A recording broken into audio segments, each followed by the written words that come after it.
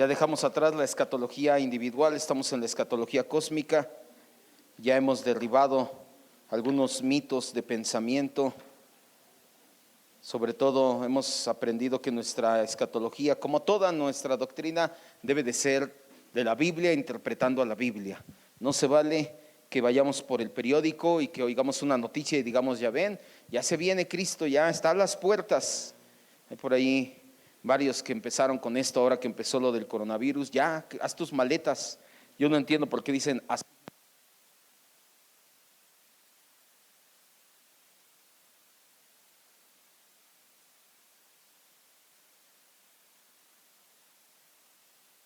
Listo. Mateo 24 del 29 al 31. Dice así la escritura.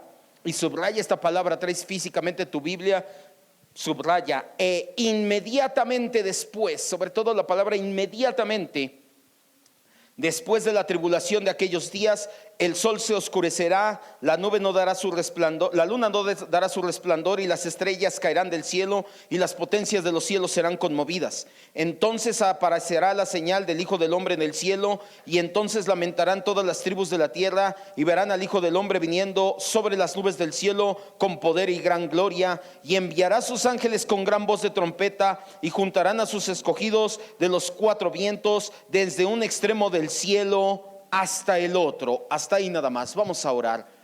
Padre precioso, te damos gracias en el nombre de Jesús por enviar a tu Espíritu Santo a inspirar esta palabra en su momento, y ahora, Señor, porque tú haces que tu Espíritu Santo la ilumine en nuestras mentes y corazones. Esa es nuestra oración, Señor, que este tipo de enseñanzas bíblicas, teológicas, no sean para solamente engrosar nuestro conocimiento, sino para llevarnos a reflejar a Cristo. Que lejos de creernos superiores, tú nos lleves a ser humildes, Señor. Esa también será una gran prueba de ser como Cristo, pues muchos, no son pocos los que tienen una pésima escatología, una pésima teología, Señor, y por la gracia de Dios tú nos llevas por la senda sana. No permitas que nos volvamos arrogantes o vanidosos en cuanto a nuestra teología. Al contrario, Señor, de gracia hemos recibido, porque no somos mejor que nadie, no merecíamos más que nadie. Eso solamente quiere decir que tú eres bueno. Gracias, Padre, en el nombre de Cristo Jesús.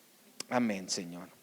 El tema de hoy, tema 15, como le decía, se titula viniendo sobre las nubes. Hemos visto que el mensaje de Cristo en el Monte de los Olivos, como le decía, ya estamos en escatología cósmica, y sobre todo estamos en la parte donde Jesús sale del templo, y entonces los discípulos le dicen, ya ves todos estos edificios, y empieza a dar un discurso escatológico en el Monte de los Olivos. Este discurso está registrado en Mateo 24, Marcos 13 y Lucas 21. Este discurso trata del fin, pero no del fin del mundo, sino el fin de una era, la era de los judíos como los únicos representantes del reino, y habla del final de Jerusalén y del templo. Jesús claramente hablaba de sus propios contemporáneos cuando dijo que esta generación vería todo eso. Ya lo entendimos la semana pasada a qué se refería con esta generación. No era la última generación literalmente, sí la última generación que estaría presente en Jerusalén como todavía exclusivo del reino de Dios.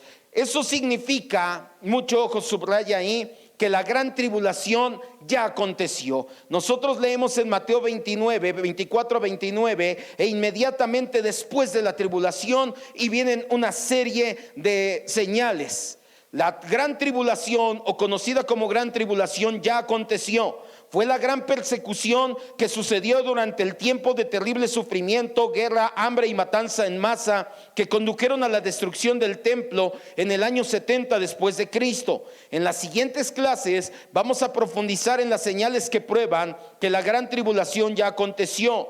El día de hoy vamos a tratar con lo que tiende a confundir esta interpretación, y que es lo que Jesús dice enseguida. Mateo 24, 29, 31 dice: e inmediatamente después de la tribulación, y nos da una serie de señales que muchos dicen es que después de la gran tribulación viene el rapto y viene el final de los tiempos. Ahí dice, inmediatamente de la tribulación el sol se oscurecerá, caerán las potencias de los cielos, se verá al Hijo del Hombre llegando en una nube, va a recoger a su iglesia. Ahí dice que después de la gran tribulación viene el rapto.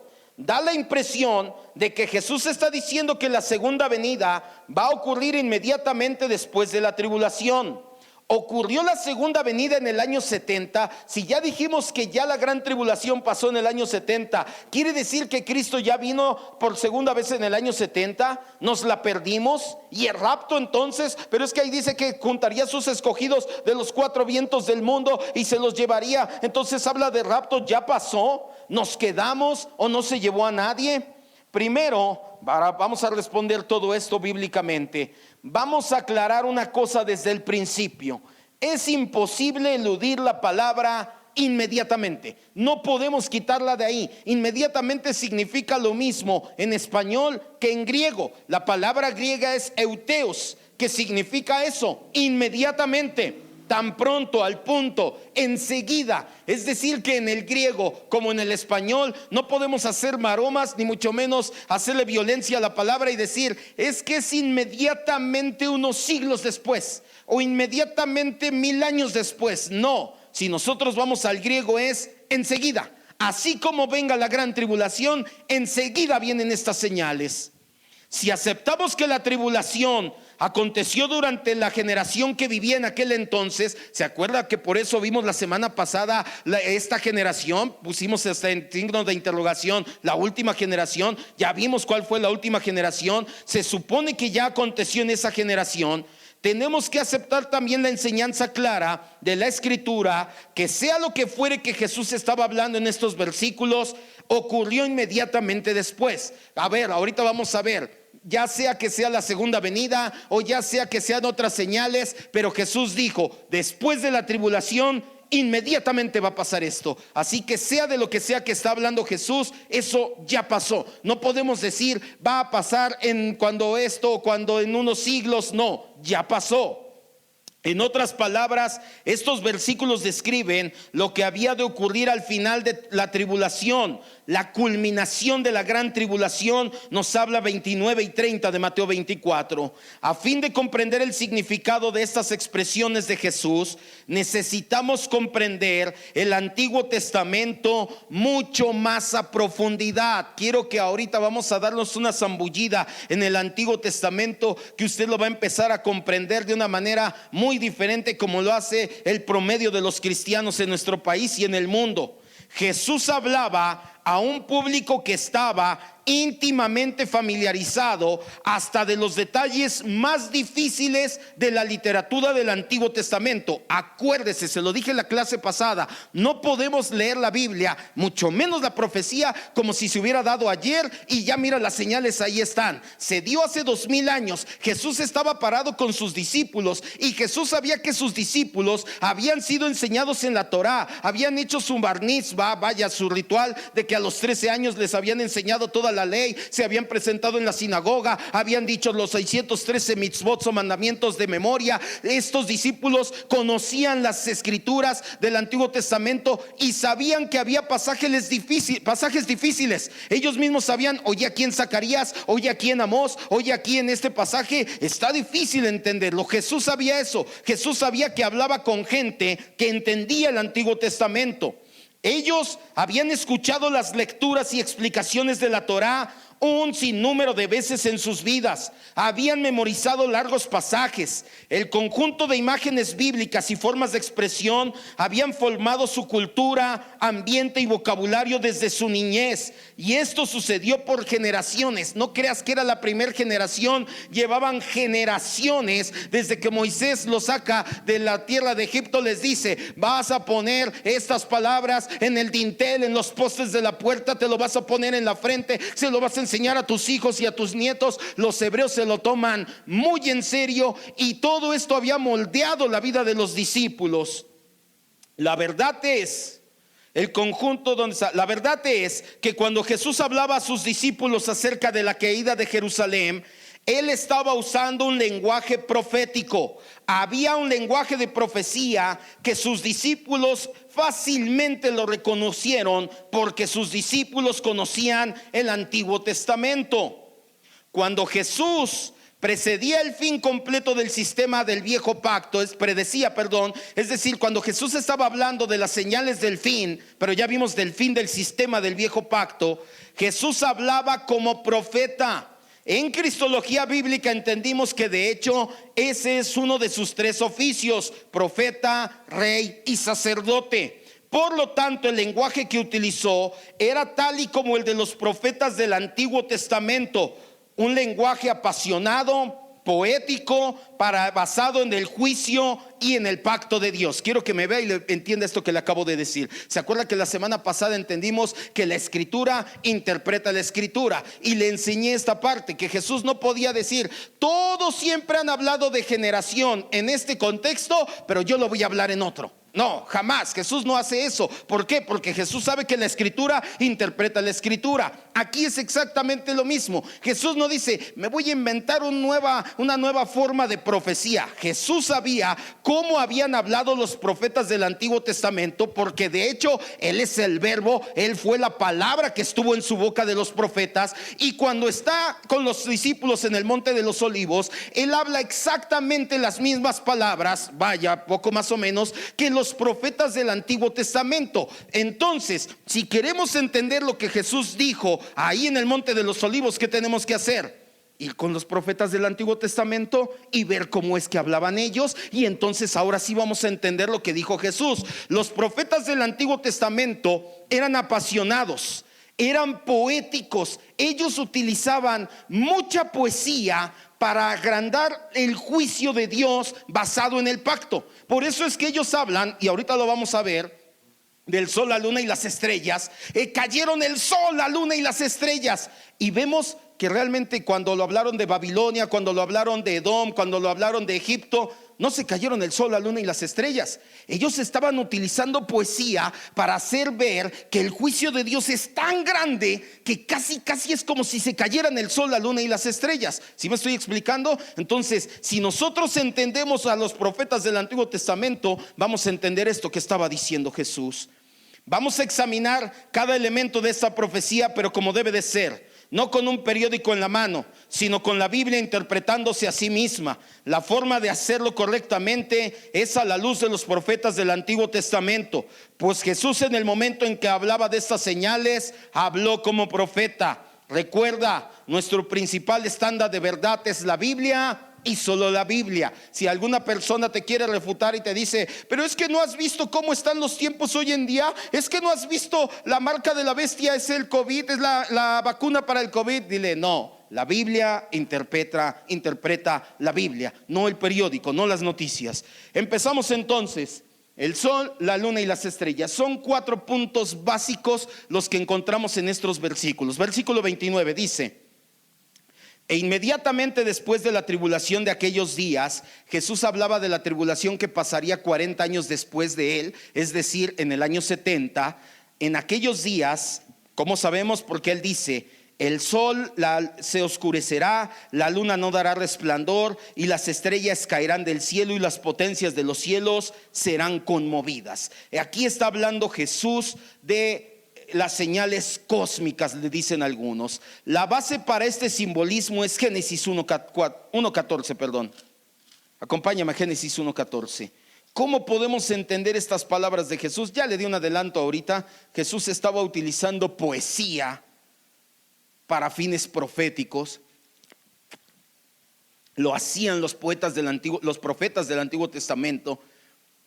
Ellos, cuando profetizaron la caída de los medas de los babilonios por los medas, de Edom, de Samaria y de Egipto, todos ellos hablaban acerca de que los cielos se caerían, de que la luna se apagaría, de que, ahorita los vamos a ver las citas, y si realmente pones atención, literalmente nunca pasó. Nunca el cielo se cayó, nunca la luna se apagó, nada de eso. No, entonces, ¿qué pasó aquí? Es que ellos estaban utilizando poesía para hacer ver y magnificar el juicio de Dios. Era una forma de decir: violaron el pacto, pues entonces Dios les va a traer una reprimenda, pero de aquellas. Y utilizaban esta poesía.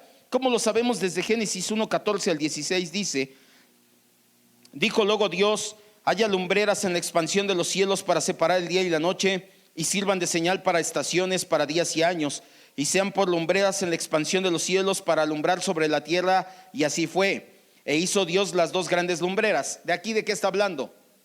Del sol y qué, y la luna. Perfecto, ok. La lumbrera mayor, ¿y qué dice? ¿Para qué? para que gobierne el día. Ojo, Moisés está utilizando también aquí un lenguaje poético. ¿O el sol gobierna el día? ¿Es un Dios que gobierna? Literalmente no. ¿Qué está haciendo Moisés? Utilizando un recurso lingüístico, poético, metafórico para decir: el que manda en el día, porque está todo el tiempo allá arriba, es el sol. El que manda en la noche, porque está arriba en el cielo, es la luna. Nuevamente dice 16: e hizo Dios las dos grandes lumbreras, la lumbrera mayor, eso es señorear, para que gobierne el día, y la lumbrera menor para que gobierne en la noche. También hizo las estrellas. Aquí, cuando habla del sol, la luna y las estrellas como potencias de los cielos, dice Moisés que son las señales que gobiernan el mundo, pero nuevamente lo hace poéticamente.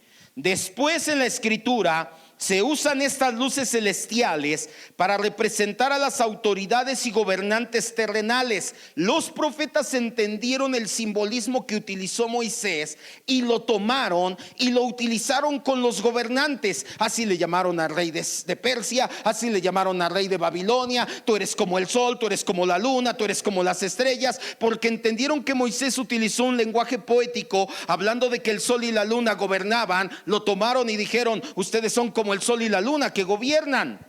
Cuando Dios amenazó con destruirlos con juicio, la misma terminología del universo arrasado es usado para describirlo. Vamos a ver 3 ejemplos. Acompáñenme todos a Isaías 13, 9 y 10. Ángel, Isaías 34, 4. Mi hermano Leo, por favor, Amós 8, 9. Y mi hermano Gabriel, Ezequiel 32, 7 y 8. Vamos a ver que la Biblia, y estas son, usted busque ahí en su concordancia y se dará cuenta que son muchas veces más la que aparece el sol, la luna y las estrellas, simbolizando a los gobernantes, simbolizando una nación. Isaías 13, 9 y 10. Cuando Isaías profetizó la caída de Babilonia a mano de los medos y los persas en el año 539, él utilizó este tipo de lenguaje poético. Ya lo tenemos, Isaías 13, 9 y 10. Dice: he aquí el día del Señor viene, terrible y de indignación y ardor de ira, para convertir la tierra en soledad y traer a ella a sus pecadores. Por lo cual las estrellas de los cielos y sus luceros no darán su luz, el sol se oscurecerá al nacer y la luna no dará su resplandor. Y si tú leas toda la profecía, está hablando de la caída de Babilonia. ¿Babilonia cayó? Sí, lee Daniel capítulo 5 y te darás cuenta cómo el rey Belsasar fue arrasado en una noche, fue arrasado por los medos y los persas. ¿El sol y la luna se cayeron del cielo y alguien los volvió a poner? No. ¿Qué estaba utilizando Isaías? Un lenguaje poético para mostrarnos que Babilonia era una nación que representaba el sol, la luna y las estrellas, es decir, una nación que se enseñoreaba como el sol y la luna se enseñoreaban. Decía Moisés: así ustedes se enseñoreaban de la tierra, la gobernaban. Pero ¿qué creen? Esa nación ya cayó. ¿Es la única vez? No, también cuando habla de la caída de Edom, Isaías 34, 4. Y todo el ejército de los cielos se disolverá, y se enrollarán los cielos como un libro, y caerá todo su ejército, como se cae la hoja de la parra, y como se cae la hoja de la higuera. Nuevamente vemos que dice Isaías: todo el ejército de los cielos se conmoverá, se caerá, será enrollado como cae la hoja, así caerá. Y sí cayó Edom, sí cayó el pueblo de los idumitas, de los primos hermanos de los judíos. Y quiere decir que las estrellas, ¡pum!, se cayeron. No, era un lenguaje poético. Amós 8:9. Lo mismo habla de Samaria. Acontecerá en aquel día, dice Jehová el Señor, que haré que se ponga el sol a mediodía y cubriré de tinieblas la tierra en el día claro. Así es, nuevamente, significa que hubo un eclipse. Está hablando del eclipse del final de los tiempos. Ay, mamá, yo me acuerdo que no me acuerdo en qué año fue, pero que hubo un eclipse y ya igual lo mismo. Hablaban de arrebatamientos, señales, las lunas de sangre. Olvídate, cuando se vienen las lunas rojas, ahí tienes a los dispensacionalistas saliendo abajo de las puertas, de las piedras con todo y maleta. Ya, vámonos, ya, listo. Ezequiel 32, 7 y 8. El último, cuando habla de Egipto también, que va a traer juicio a Egipto, vemos el mismo lenguaje fuerte. Y cuando te haya extinguido, cubriré los cielos y haré entenebrecer sus estrellas. El sol cubriré con nublado y la luna no hará resplandecer su luz. Haré entenebrecer todos los astros brillantes del cielo por ti, y pondré tinieblas sobre tu tierra, dice el Señor. Nuevamente un lenguaje poético: voy a hacer que se oscurezca el sol, voy a poner tinieblas, etcétera.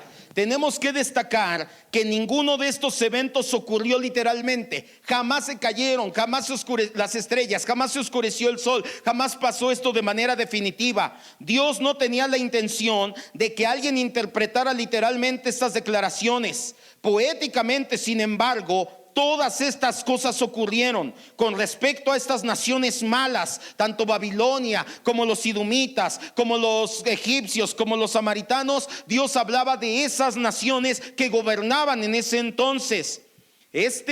Se apagaron esas luces, por así decirlo. Este es sencillamente el lenguaje figurativo, y que no nos sorprendería si conociéramos mejor la Biblia y entendiéramos y apreciáramos su carácter literario. Por lo tanto, lo que Jesús está diciendo en Mateo 24, con una terminología que sus discípulos entendieron rápidamente, por eso es que sus discípulos no se pusieron al brinco. Ellos dijeron: entiendo lo que estás diciendo, y por eso es que escribieron lo que después escribieron. Ahorita lo vamos a ver. ¿Qué decía el Señor? Subraya o escribe: la luz de Israel sería apagada, la nación del pacto dejaría de existir. Cuando acabara la tribulación, el antiguo pacto junto con Israel desaparecerían. Eso es lo que estaba diciendo Jesús. Jesús no estaba diciendo que iba a haber un eclipse y que iba a haber lunas de sangre y que las potencias de los cielos serían conmovidas. Escucha, esto hasta parece de broma, pero tampoco estaba diciendo que se estrellarían aviones con personas importantes, porque ya oyeron, se estrelló un avión y quién sabe cuántas personas importantes. Las estrellas del cielo están cayendo. En serio, lo he escuchado.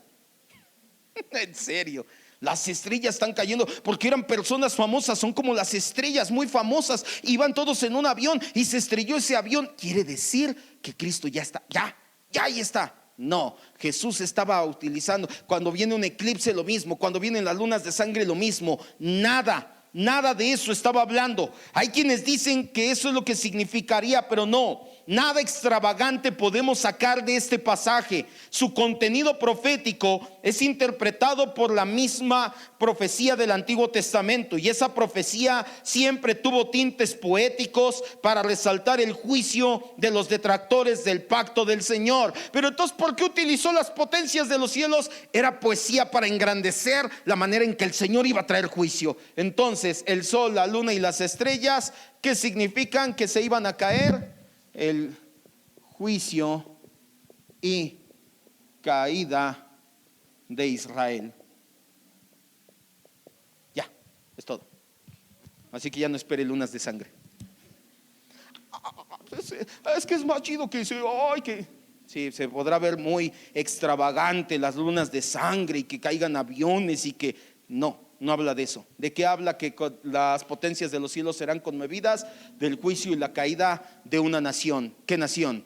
Israel. ¿Y si pasó? Sí, ya lo vimos con esa generación. Número 2, la señal del Hijo del Hombre. Nuevamente regresa a Mateo. Mateo 24. Ahora el 30. Entonces aparecerá la señal del Hijo del Hombre en el cielo. Ya nada más con eso. La señal del Hijo del Hombre. Si nosotros traducimos correctamente Mateo 24:30, aparecen dos verdades importantes, porque de hecho la NBI, la Nueva Versión Internacional, traduce: vendrá la señal del Hijo del Hombre en el firmamento. Y mucha gente quiere ver una señal. Por eso es que hablan de los eclipses, por eso es que hablan y de hecho cuando fue el eclipse del 90 y tantos, 91, 93 aquí en la Ciudad de México, se vio muy bien. ¿Mande? Algo así, ¿verdad? Estaba muy jovencito, tenía yo unos cuantos años, por eso no me acuerdo. No, ya estaba que estaba, sí, me acuerdo que hay unos videos ahí como de Nino Canún, no sé qué, que supuestamente están en el eclipse y se ven supuestamente un ovni salir por atrás de la luna y de regreso, y muchos empezaron: ahí está la señal del Hijo del Hombre. Lo que pasa es que Cristo viene de otro planeta, de los ovnis, los raelianos. Un día le hablaré de los raelianos, quiénes son, etcétera. No, la señal del Hijo del Hombre en el cielo no es en el cielo que nosotros vemos. Si nosotros traducimos correctamente Mateo 24:30, encontramos dos verdades. La primera, la ubicación no es el cielo, es el tercer cielo. Mateo usa la palabra griega ouranos. ¿Se acuerda para qué se utiliza esa palabra? ¿Sí se acuerda del tercer cielo? Se lo vuelvo a explicar. Lo vimos en el discipulado cuando vimos el valor de la sangre de Cristo. El primer cielo es este que vemos. El segundo cielo son la luna, las estrellas más allá arriba del firmamento. Y el tercer cielo, el ouranos, ¿qué es? ¿Dónde está qué? ¿El trono de quién? El trono de Dios. Por eso es que habla del ouranos. Nos está hablando del lugar donde el Señor tiene su trono de gracia. No se refiere al firmamento. La segunda verdad, no es la señal la que está en el cielo, sino el Hijo del Hombre. Aquí ponga las dos H's con mayúsculas, me lo corrigió Word. Quien está en el cielo, en el tercer cielo. Vaya, una correcta interpretación es: y veremos al Hijo del Hombre, y Él será la señal en el cielo, en el tercer cielo. El problema cuando traducen este versículo, dice el doctor David Chilton, si tiene oportunidad de leer libros del doctor Chilton, están maravillosos. No está en el griego original, sino en la predisposición cuando traducen el pasaje. La mayoría de los traductores piensan que se refiere a la segunda de Cristo. Cuando nosotros ligamos que es el tercer cielo donde Cristo está, nos daremos cuenta que habla del gran juicio sobre Israel. La señal del Hijo del Hombre es, escriba, subraye, ¿de qué habla aquí Mateo cuando dice la señal del Hijo del Hombre en el cielo? La destrucción del templo y de toda Jerusalén es la señal de que Cristo, el Hijo del Hombre, está en su trono. A eso es a lo que se refería cuando dice está en el tercer cielo. ¿Cómo podemos saber que Cristo está en el tercer cielo ya? Porque se sentó en su trono a juzgar hasta que todos sus enemigos sean puestos por estrado de sus pies. ¿Con quiénes empezó? ¿Con quién? Con los judíos. Se sentó. ¿Cómo podemos? ¿Qué señal tengo de que Jesús está en el tercer cielo ya en su trono? Ah, sencillo, ahí te va la señal, que juzgó al templo y a Israel y dijo, háganse a un lado. Es la señal que indica que Jesucristo está en su trono en el cielo a la diestra del Padre, rigiendo a las naciones y vengándose de sus enemigos. El cataclismo divinamente ordenado en el año 70 revela que Cristo había sacado a Israel del reino y lo había entregado a la iglesia. La desolación del viejo templo era la señal final de que Dios lo había abandonado y que ya moraba en un nuevo templo, la iglesia. ¿Qué señal tenemos de que el Señor abandonó a Israel? Que Cristo está en su trono, por eso acabaron con el templo. De hecho, estos son aspectos de la primera venida de Cristo. Formar la iglesia es parte crucial de la obra que Él vino a lograr en su muerte, resurrección y ascensión al trono. Por eso la Biblia habla del derramamiento del Espíritu Santo sobre la iglesia y la destrucción de Israel como si fueran un solo evento, simplemente porque están teológicamente relacionados de manera íntima. Ahorita para que entiendas vamos a Joel 2:28. La profecía de Joel, ¿quién la repite en el Nuevo Testamento? ¿Alguien la ha leído? No. En el primer sermón de Pedro en Hechos 2. Se le expliqué cuando hablamos de Hechos 2.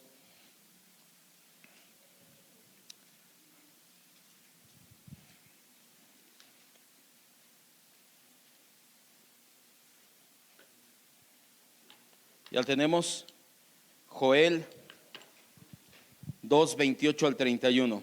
Dice: después de esto derramaré mi espíritu sobre toda carne, y profetizarán sus hijos y sus hijas, y sus ancianos soñarán sueños, y sus jóvenes verán visiones. ¿Quién dijo esto? Si ya se acordó, Pedro. ¿Qué acababa de pasar? Echa a andar la ardillita, despierta. ¿Qué acababa de pasar? ¿No se acuerda? El día de Pentecostés. Se acababa de parar Pedro, acababa de dar su estaban orando todos juntos en el aposento alto, vino el Espíritu Santo como un viento recio, lenguas como de fuego repartidas, todos hablando en diferentes idiomas, no lenguas ni glosolalía, diferentes idiomas, partos, medas, elamitas, todos estaban ahí de diferentes regiones y los vieron hablar y dijeron, están borrachos. Pedro se levanta y dice, no están borrachos, es lo que dijo el profeta Joel, en aquel día derramaré mi espíritu. Y ahora sí seguimos, 28. mi espíritu sobre toda carne, y profetizarán sus hijos y sus hijas, y sus ancianos soñarán sueños, y sus jóvenes verán visiones. Aquí habla de la formación de la iglesia. Y también los siervos y sobre las siervas derramaré mi espíritu en aquellos días. Y aquí todavía habla de la formación de la iglesia, pero el 30 y el 31 habla de la destrucción de Jerusalén. ¿Por qué los liga? Porque Joel y Pedro entendieron que iban de la mano la formación de la iglesia con el hecho de que Israel era quitado ya como el pueblo de Dios. Y daré prodigios en el cielo, la tierra, sangre, fuego y columnas de humo. El sol se convertirá en tinieblas, la luna en sangre, antes de que venga el día grande y espantoso del Señor. Para Joel y para Pedro, nosotros lo vemos aquí en una línea del tiempo, y está el año 30 después de Cristo, es el Pentecostés. Y en el 70 después de Cristo es la gran tribulación o la caída, como le quiera llamar, de Jerusalén. Para nosotros lo vemos como si fueran dos eventos distintos. Para Joel y Pedro lo ven como un evento ligado. Aquí se levanta la iglesia y aquí cae el antiguo templo. Lo ven como uno comparte del otro. Ahora, ¿tiene algo que ver con alguna señal que vamos a ver truenos y rayos o centellas en el cielo? Nada que ver, nada absolutamente que ver. Número 3, las nubes del cielo. Regrese nuevamente a Mateo 24. Si vamos bien o me regreso. Mateo 24, 30 todavía.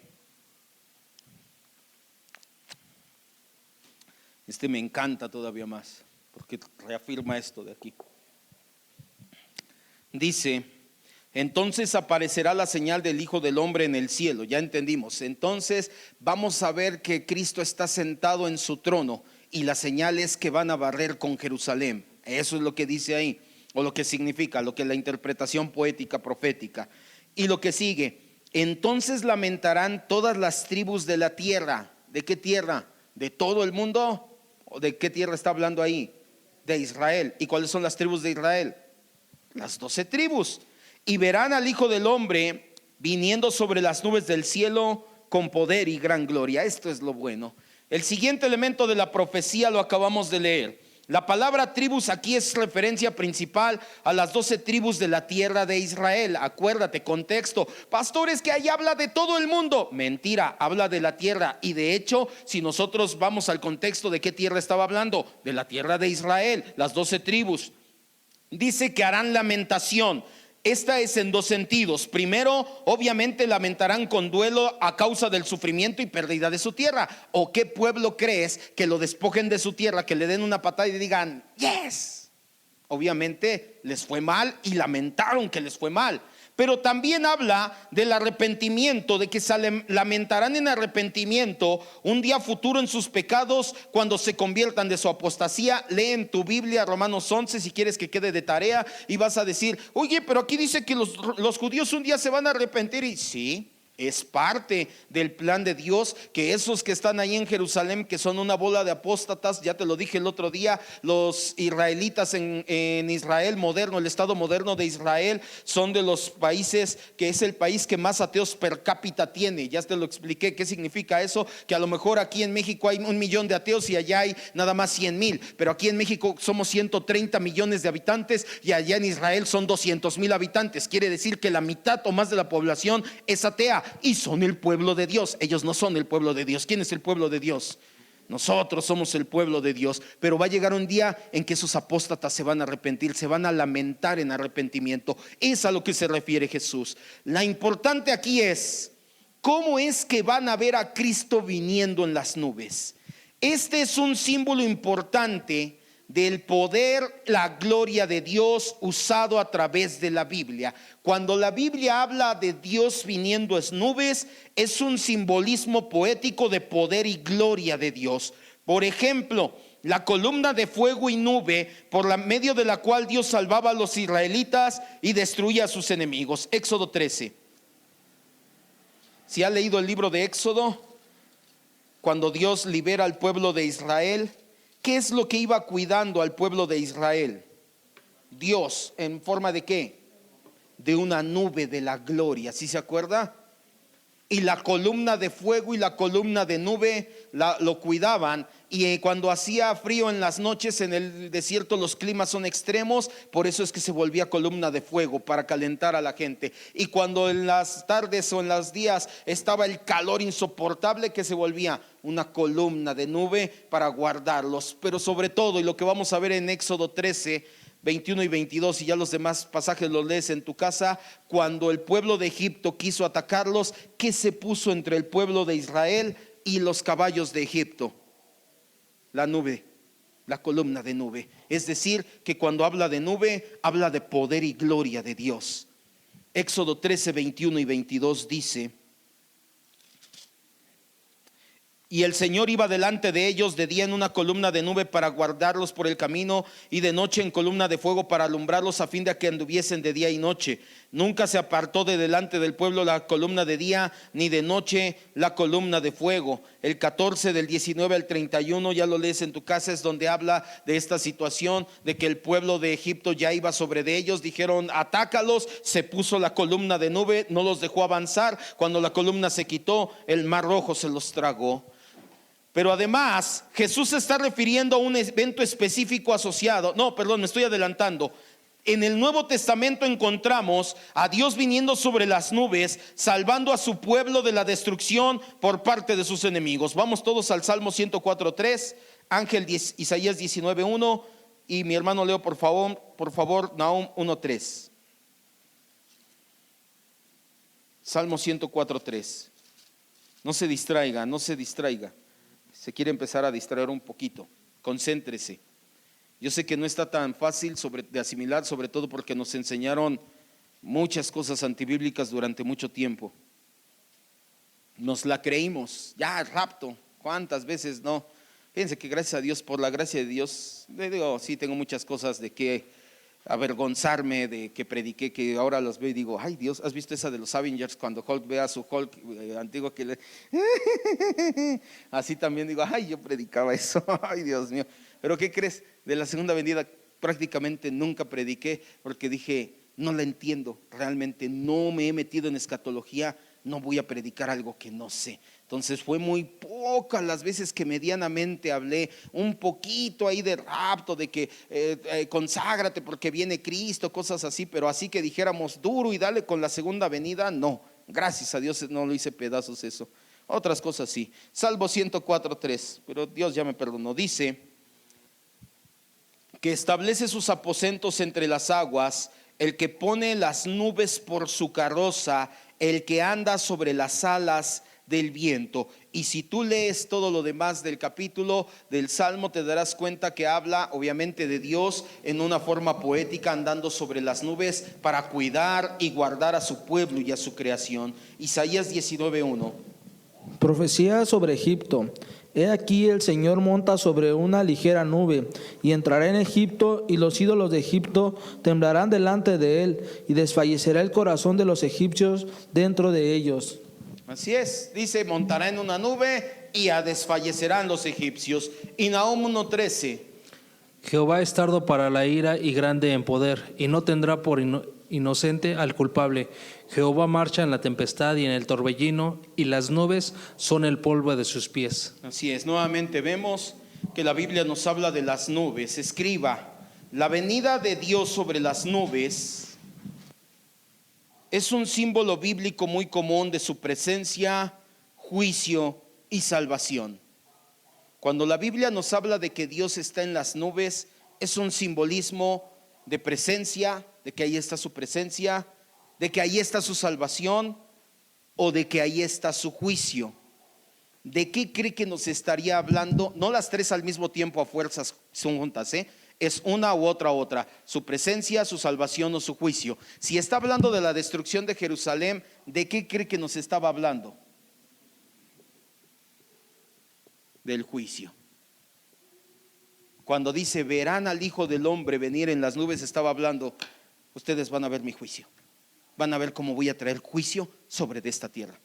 Ya. Ay, Dios mío, de verdad que es tan bonito hablar de la Escritura bien hecho.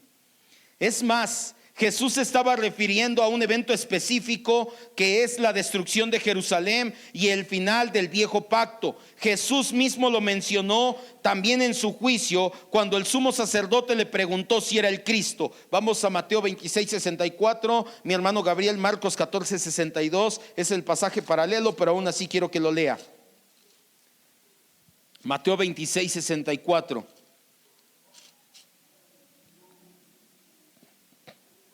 Está Jesús en su juicio. Está en un ala oeste, ya ni recuerdo bien cuál le dije, en el palacio de Caifás, de Anás, el sumo sacerdote en turno. Están Anás y Caifás, lo están interrogando y le dicen: ya dinos si eres el Cristo o no. Y Jesús contesta, Mateo 26:64, y le dijo: tú lo has dicho, y además les digo que desde ahora verán al Hijo del Hombre sentado a la diestra del poder de Dios y viniendo en las nubes del cielo. Jesús no lo estaba hablando que proféticamente en el aspecto de que va a suceder en miles de años. Jesús les estaba diciendo: ustedes, muchos de los que están aquí, tú Anás, tú Caifás, tus hijos, tus nietos, todos ustedes van a ver el juicio de Dios. Me van a ver sentado en el trono de mi Padre a un lado, a la diestra, y van a ver las nubes, van a ver mi juicio sobre de esta nación. Marcos 14:62. Y Jesús dijo: yo soy, y veréis al Hijo del Hombre sentado a la diestra del poder de Dios y viniendo en las nubes del cielo. Viniendo en las nubes del cielo. Jesús no se refería a un evento de miles de años en el futuro. Jesús estaba hablando algo que sus contemporáneos, que esa generación estaba viva y que vería antes de morir. La Biblia sí nos dice exactamente cuando Jesús llegó a las nubes. Hechos 1:9, Ángel, Marcos 16:19. Por favor, leo, acompáñenme todos para que entendamos esto. Daniel 7:13 y 14. Daniel 7:13 y 14. Ángel, Hechos 1:9. Mi hermano Leo, Marcos 16:19. Y acompáñenme todos los demás. Vamos a Daniel 7:13 y 14.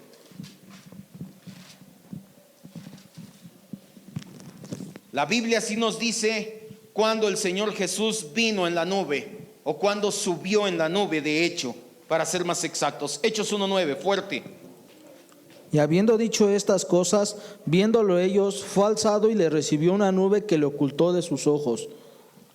¿De quién habla? De Jesús. Fue alzado en una nube y le recibió. Marcos 16:19. Y el Señor, después que le habló, fue recibido arriba en el cielo y se sentó a la diestra de Dios. Ahora, por eso leímos los dos pasajes. En Hechos, Lucas nos dice una parte, la nube le llevó, y en Marcos nos dice la otra parte, le llevó y se sentó a la diestra del Padre. Estos dos pasajes hablan acerca, o es la profecía que predijo Daniel en Daniel 7:13 y 14. Vamos a leerlo. Es decir, Daniel vio algo que ocurrió casi 500 años después. Dios le permitió echar un vistazo al futuro y ver eso que estaba sucediendo. Aunque para Dios, acuérdese, presente, pasado y futuro es lo mismo, así que no hubo problema. Daniel 7:13 y 14 dice: miraba yo en la visión de la noche, y he aquí, ¿con qué? Con las nubes del cielo venía, ¿quién? Como el Hijo del Hombre. ¿Se acuerda que por eso Jesús se dice el Hijo del Hombre? Es un título mesiánico. Acuérdese que los judíos a partir de Daniel entendieron: un título del Mesías es el Hijo del Hombre, es decir, alguien con aspecto humano. Venía uno como Hijo de Hombre, y vino ¿hasta quién? Hasta el anciano de días. ¿Hasta quién? Hasta Dios Todopoderoso. Y le hicieron acercarse delante de él. ¿Y qué le fue dado al Hijo del Hombre? Dominio, gloria y reino. Es decir, ¿qué le dijo? Siéntate, ¿a dónde? A mi derecha. Eso es lo que significa, ¿se acuerda? Dice: para que todos los pueblos, naciones y lenguas le sirvieran. Su dominio es dominio eterno que nunca pasará, y su reino uno que no será destruido. De ahora en adelante, cuando cante anciano de días, entienda esto. Daniel tuvo la visión de cuando Jesús llegó al cielo a sentarse en su trono. ¿Para qué se sentó en su trono? Para reinar y juzgar el mundo. la destrucción de Jerusalén era esa señal de que el Hijo del Hombre, Cristo, estaba en el cielo, gobernando el mundo y disponiéndolo para sus propios propósitos. En su ascensión había venido sobre las nubes del cielo para recibir el reino de su Padre. La destrucción de Jerusalén era la revelación de esta realidad. Eso ya se lo dije en este pasaje de acá. Que ¿cómo sabemos que el Hijo del Hombre está en su trono? Porque destruyó Jerusalén. En Mateo 24, por lo tanto, Jesús no estaba profetizando que vendría literalmente en las nubes. Jesús no hablaba de su segunda venida. Él hablaba figurativamente de traer juicio sobre de Israel. Ya, es todo. Su literal venida sobre las nubes, en cumplimiento de Daniel 7, aconteció en el año 30, al principio de la última generación del viejo pacto. Pero en el año 70 las tribus de Israel vieron la destrucción de su nación como resultado de juicio y aplicación de la sentencia después de haber ascendido en el trono para recibir a su Padre. ¿Qué le acabo de decir? Ve aquí enfrente y es lo mismo. Cuando subió a la nube, fue de hecho aquí unos días antes del Pentecostés, fue 50 días antes del Pentecostés, subió en la nube a sentarse en el trono. Y 40 años después, en esta generación, la gente ahora sí en Jerusalén lo vio en la nube. Es decir, vio que trajo su juicio. Eso es lo que le acabo de decir en eso, de ahí. Y por último, número 4, juntará a sus escogidos. Regrese nuevamente a Mateo.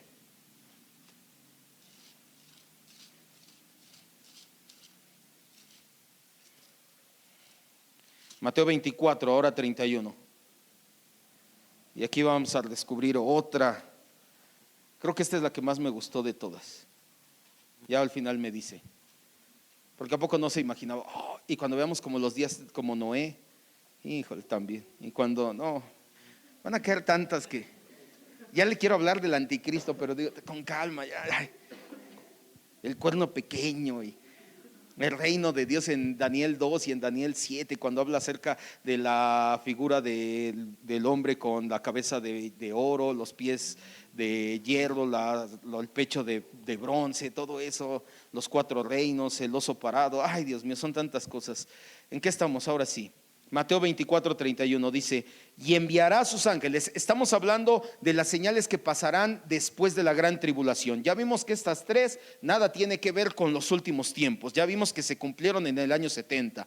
Pero una señal más que dice: enviará a sus ángeles con gran voz de trompeta y juntarán a sus escogidos de los 4 vientos desde un extremo del cielo hasta el otro. Ya ve, pastor, se equivocó. Aquí habla de rapto. Aquí dice que cuando pase la tribulación va a llamar a sus escogidos, los va a traer y se los va a llevar al cielo. De hecho, aquí no dice que los llevará al cielo, dice que los juntará. Y ahorita vamos a ver qué es juntar. Finalmente Jesús anunció que el resultado de la destrucción de Jerusalén sería que enviaría a sus ángeles para juntar a los escogidos. ¿Es esto el rapto? No. Ponga ahí el ese al Box Bunny. No. Cuando dice no. La palabra ángeles sencillamente significa mensajero. Santiago 2:25.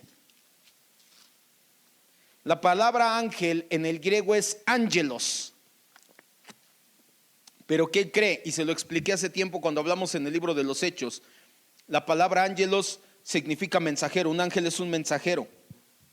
Es decir, que la palabra ángelos la puedes traducir como mensajero, como ángel. O puedes ponerla literalmente ángel, pero entender que se refiere a un mensajero. Santiago 2:25 dice: asimismo también Rahab la ramera no fue justificada por obras cuando recibió a los que dice aquí.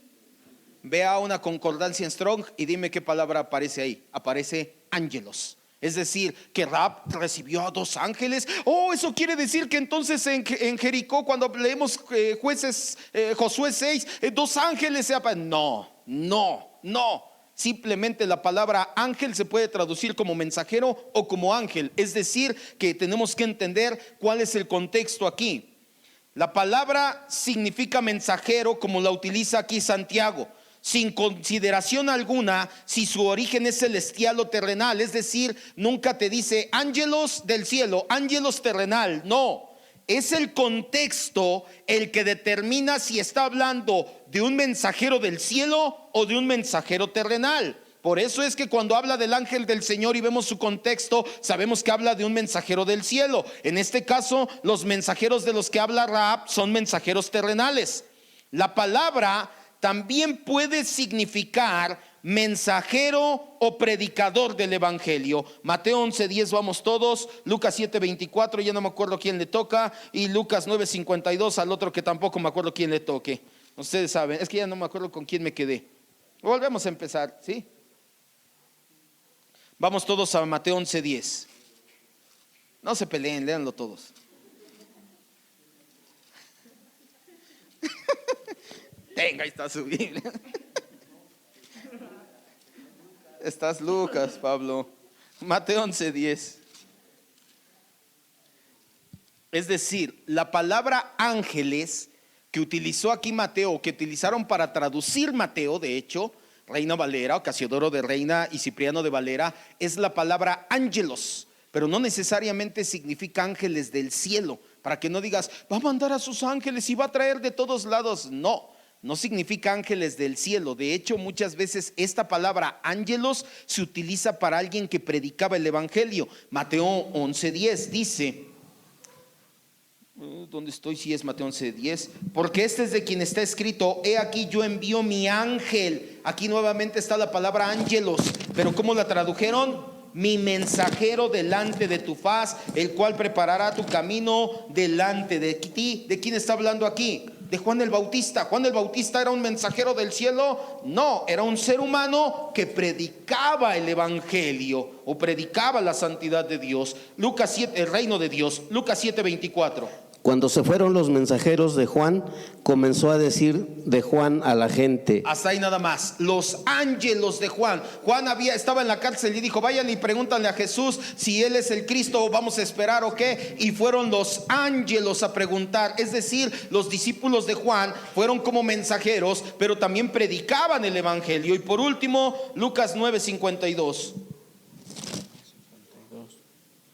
Y envió mensajeros delante de él, y los cuales fueron y entraron en una aldea de los samaritanos para hacerles preparativos. Hasta ahí nada más. Jesús entra a la aldea de samaritanos, pero antes manda a sus mensajeros a preparar. ¿Qué prepararon? ¿El aposento? No, empezaron a predicar. Oigan, se viene el reino de Dios, arrepiéntanse. Y cuando Jesús llega es más fácil la predicación. Y en Apocalipsis capítulo 2 y 3, si ya después vamos a entrar y estudiaremos el libro de Apocalipsis aquí, no a fondo, porque eso nos llevaría años hacerlo. Por ahí vi a un pastor que tiene 300 y tantas predicaciones ya del libro de Apocalipsis, y creo que va en el capítulo 15. O sea, imagínense hacerlo bien a fondo, y es presbiteriano. O sea, no, porque sí, obviamente podríamos destrozar Apocalipsis, ¿verdad? Pero bien hecho nos llevaría mucho tiempo. Si tú has leído Apocalipsis, en capítulo 2 y 3 nos habla de las 7 iglesias de Asia Menor, y dice, escribe al ángel de Éfeso, escribe al ángel de Esmirna, de la Odisea, de Pérgamo. Pero cuando habla del ángel, está hablando del mensajero de la palabra. De hecho, Juan estaba diciendo, escríbele al pastor principal en Éfeso, escríbele al pastor principal de aquí, de allá, de allá. No es que las iglesias tenemos un ángel en el cielo cuidándonos, nada que ver. Está hablando del pastor que lleva el mensaje del evangelio. Ahora que entendimos esto, el sentido del contexto en Mateo 24, cuando Jesús dice enviará a sus ángeles a tocar trompeta, lo más probable es que Jesús estaba hablando de evangelismo, mensajeros que llevarían el evangelio, y que las naciones la conversión de las naciones que ocurriría después de la destrucción de Israel. El uso de la palabra juntarán, regrese a Mateo 24, esta es la que da pero con todo es la que nos ayuda. Pastor, pero eso es una conjetura. La otra también puede ser, sí, pero la palabra juntarán es sinagoga o congregar, congregación. Por eso es que es de evangelismo lo que habla. La palabra juntarán, nuevamente, enviará a sus mensajeros o a sus evangelistas con gran voz de trompeta. Obviamente no es porque iban a traer una trompeta en la boca, sino porque habla poéticamente de proclamar un mensaje. Dice, y juntarán, con esa parte nada más. La palabra juntarán es definitiva para entender que se trata de la predicación del evangelio. La palabra literalmente es episunagó, de ahí viene la palabra sinagoga, episinagó. Es un verbo que significa congregar. El significado es que con la destrucción del templo y el sistema del viejo pacto, el Señor envía a sus mensajeros para juntar a sus elegidos en su nueva sinagoga, una nueva congregación. ¿Qué está diciendo el Señor? Después de que vean todo este juicio, ya se acabó el viejo templo, va a haber mensajeros que lleven el evangelio para levantar el nuevo templo, la nueva congregación, que somos ¿quién? La iglesia. Eso es lo que está hablando. Pero vamos a verlo, no me crean. Deuteronomio 34. No me crea a mí, créale a la Biblia.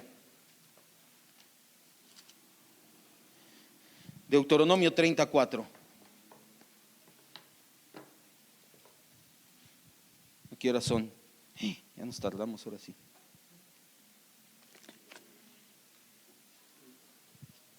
Deuteronomio 34. Jesús estaba repitiendo lo que dijo Moisés en Deuteronomio 34. Dice: aun cuando tus desterrados estuvieren en todas las partes más lejanas que hay debajo del cielo, es a lo que se refiere con las cuatro esquinas o los cuatro vientos, a norte, sur, este y oeste. Eso es a lo que está diciendo, que de todas partes del mundo desterrados. Dice: allí te recogerá, te juntará, te congregará el Señor tu Dios, y de allí te tomará. Ni uno ni otro texto, ni Moisés ni Jesús, hablan de rapto. Los dos tienen que ver con la restauración y establecimiento de la casa de Dios, la congregación organizada en el nuevo pacto. Esto llega a ser aún más enfático cuando recordamos lo que Jesús dijo momentos antes de este mensaje. Mateo 23. ¿Se acuerda qué dijo Jesús antes del sermón de los olivos? Vamos a recordarlo en Mateo 23, 36. 37 y 38. En Mateo 23, Jesús había dicho los ayes sobre los escribas y fariseos, y les había dicho: se les va a quitar el reino a ustedes y va a ser dado a otros.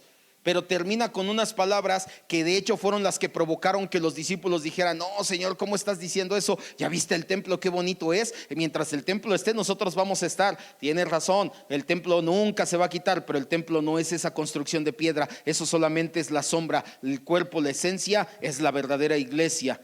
¿Pero por qué salió esto? Porque Jesús, después de hablar con los escribas y profetas y decirles: se pasan de listos, que hacen y no dicen y todo, y esto les dice: Jerusalén, Jerusalén, que matas a los profetas y apedreas a los que te son enviados. ¿Cuántas veces quise qué?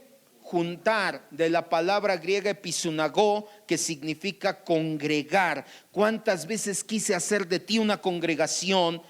Como la gallina junta sus polluelos debajo de las alas, y no quisiste. He aquí, tu casa es dejada, desolada, y desierta, dejada, desierta. Por eso es que los discípulos dijeron: ¿cómo dices, Jesús, que esta casa se va a quedar? No, mira, ve esos templos y por el templo. Y por eso Jesús comienza nuevamente. La palabra en el verso 37 para juntar es congregar. Escribe: a causa de que Jerusalén apostató y rehusó ser congregado por Cristo, su templo fue destruido y una nueva sinagoga, un nuevo templo fue formado, la congregación de los santos, la iglesia. Juntará a sus escogidos. Habla de la fundación de la congregación, congregación de los santos. ¿Y cuál es esa? La iglesia con I mayúscula, universal. Ya sabemos qué significa eso, no empiece con los estaba hablando de la iglesia universal. No, de la iglesia católica. ¿Está hablando del catolicismo romano? No, la iglesia universal del Señor. Todos los elegidos. De hecho, por eso dice: juntará, ¿quiénes? A sus escogidos. La iglesia universal, ¿quiénes la conforman? ¿Sí se acuerda? Los escogidos de todos los tiempos, de todas las naciones. Caray, mira, me salieron las cuatro esquinas de la tierra. Oh, qué casualidad. No, obviamente. Desde luego, el nuevo templo fue creado el día de Pentecostés. ¿Cuándo se fundó este templo? Aquí en el día de Pentecostés. Pero ¿por qué es que, y de verdad que Dios no se equivoca porque estamos viendo el libro de Hechos? ¿Qué pasa? Y lo vamos a ver, no sé si esta semana, porque ahorita que estaba leyendo nuevamente dije, ay, creo que nada más vamos a ver 2 versículos o nos vemos otros 5 más, ya no sé si se oye todavía. Pero ¿qué pasa? ¿Cuántas veces tuvieron problemas judíos y cristianos porque los metían en el mismo saco? ¿Sí hemos leído eso? Los meten en el mismo saco. Es decir, para que se dé cuenta el mundo de que se levantó su templo, tenía que tirar el templo anterior. Es lo que está diciendo aquí Jesús. Las iglesias cristianas inmediatamente comenzaron a llamarse sinagogas, o como está traducido en Santiago 2:2, congregación, mientras que a las reuniones de judíos la Biblia les empezó a llamar sinagoga de Satanás. ¿Por qué? Porque sabían que ya no eran la sinagoga del Señor. Ya lo lees en Apocalipsis 2:9 y 3:9. Los escritores del Nuevo Testamento entendían que la iglesia sería revelada como templo y sinagoga verdadera del Señor. Hebreos 10:25, y acompañen, y Ángel, 2 Tesalonicenses 2:1 nada más. Hebreos 10:25, es más, no vayas, dice, y no dejando de ¿qué palabra que se utilizó ahí? Episinagoge, no dejando de volvernos una sinagoga, de ser la sinagoga del Señor, como muchos tienen por costumbre. Y 2 Tesalonicenses 2:1. Pero con respecto a la venida de nuestro Señor Jesucristo y nuestra reunión con Él, les rogamos, hermanos. Ya está ahí nada más. Nuestra congregación con Él. En respecto a la venida del Señor Jesucristo y nuestra congregación con Él. De hecho, 2 Tesalonicenses es de los libros junto con Primera donde más escatología encontramos, y ya se da cuenta de qué está hablando aquí Pablo. Aquí estamos encontrando una promesa en el Antiguo Testamento, cuando Moisés dijo en Deuteronomio 34 que Dios congregaría a su pueblo, pero hay un importante cambio que mete la Biblia en el Nuevo Testamento. En el Antiguo Testamento la palabra era usada sinagoge, pero en el Nuevo Testamento tanto Jesús como los escritores le agregan la palabra o el prefijo epi. Esta es una expresión griega que intensifica la palabra original. Es decir, tú en el griego, si lees epi, te está hablando de intensificación por epi. Por ejemplo, cuando hay un temblor, ¿cómo se llama donde es el temblor? ¿Qué cree que habla? Verdaderamente donde se originó el mero centro. Nosotros en español el prefijo epi sería muy parecido a super. Entonces, cuando habla de la episinagoge, habla de una super sinagoga o de una gran, porque el super se oye muy gacho, no digan gacho, de una gran congregación, que somos ¿quién? La iglesia nuevamente. Entonces, lo que prometió Moisés en el Nuevo Testamento, Moisés nada más vio poquito, pero en el Nuevo Testamento dice, no, mijo, te estás quedando corto, estamos hablando tremendamente. Terminamos entonces. Conclusión: lo que ocurriría inmediatamente después de la gran tribulación no es la segunda venida de Cristo. El Señor, como el profeta por excelencia, estaba utilizando lenguaje profético, el cual está cargado de poesía para intensificar el juicio de Dios sobre aquellos que no obedecen el pacto. El Señor Jesús estaba hablando de que vendría figurada, casi poéticamente, en juicio sobre el pueblo de Israel, que flagrantemente apostató y rechazó a su Mesías. De eso se refería Jesús en los versículos 29, 30 y 31, que él estaba hablando de una venida poética figurada, no de la segunda venida de Cristo. Cuando habla del sol, la luna y las estrellas, la potencia de los cielos simbolizan la caída de la nación, de una nación, en este caso Israel. La señal del Hijo del Hombre simboliza que está en su trono en el cielo. Cuando habla viniendo sobre las nubes, es un simbolismo que reitera su juicio. Y cuando habla de juntar a sus escogidos, es un símbolo que a raíz de la caída del templo y la nación judía, ahora se levanta un nuevo templo y una nueva nación, que es la congregación, con C mayúscula, porque no habla de las iglesias, sino de la congregación de los santos. Entonces, conclusión: ¿Jesús hablaba de su segunda venida aquí? No, para nada. ¿Dudas? Vuélvalo a escuchar. Vamos a orar. Vamos a orar rápidamente para irnos ya. Señor Jesús, creemos firmemente que la palabra interpreta la palabra. No buscamos fuera de ella interpretación.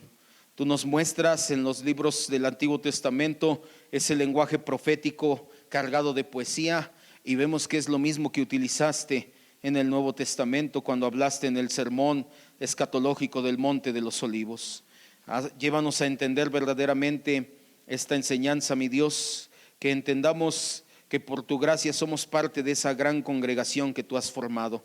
Tú no te quedaste sin un templo, tú no te quedaste sin una estructura sobre la cual tu gloria fuera mostrada.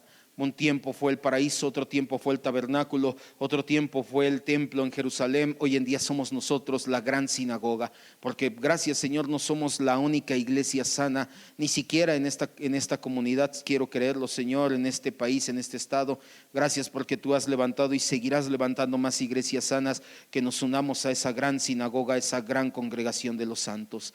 Gracias, maravilloso Dios, por abrir nuestro entendimiento. Decimos siempre en el nombre de Jesús. Amén, Dios. Solamente como algo extra, ahí en las citas que le di, léalas y busque su concordancia. Por ejemplo, donde habla de nubes, todo eso, busquen su concordancia.